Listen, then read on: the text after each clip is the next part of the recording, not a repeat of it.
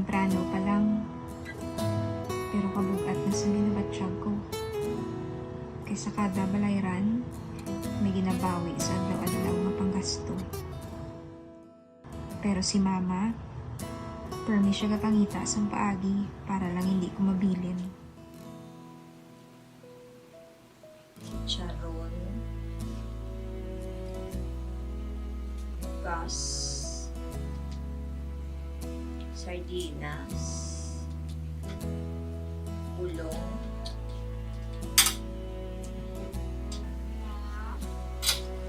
ito na,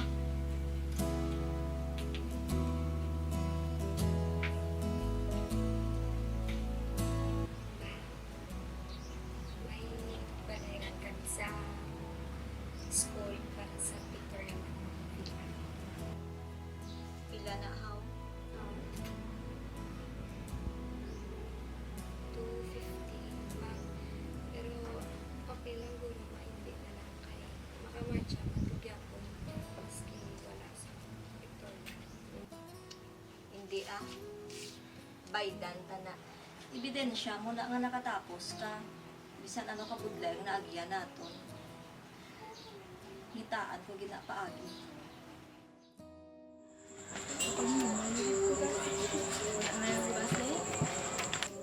Mads, may kay nakita tagi ka din. Ginpalapitan niya si Taletlet. Ano naman to, how?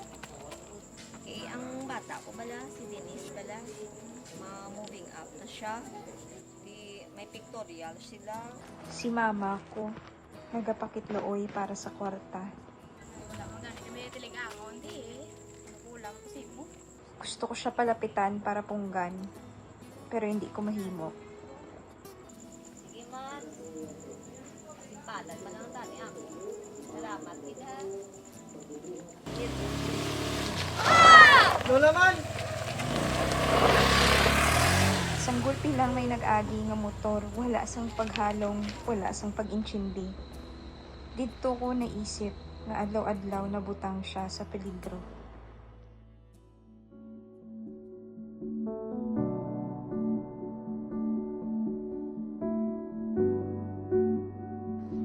Natuman ang akong gusto nga magdaog sa Crispy para kay mama. Bisan gamay nga butang lang, kabay pa nga magamit niya sa gabi. Sugod sad to, ginisa-isa ko na tipo ng mga gamit para kay mama.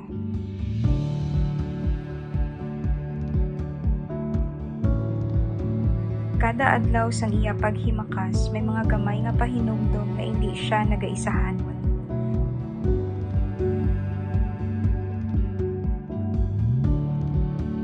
Ang kada piyesa sang bag, kabahid sang akong tagipusoon.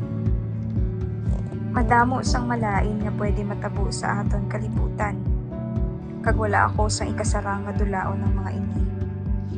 Pero sa mga gamay ko nga mahimo, tinguhaan ko nga himuan paagi nga manginluwas sa peligro, si mama.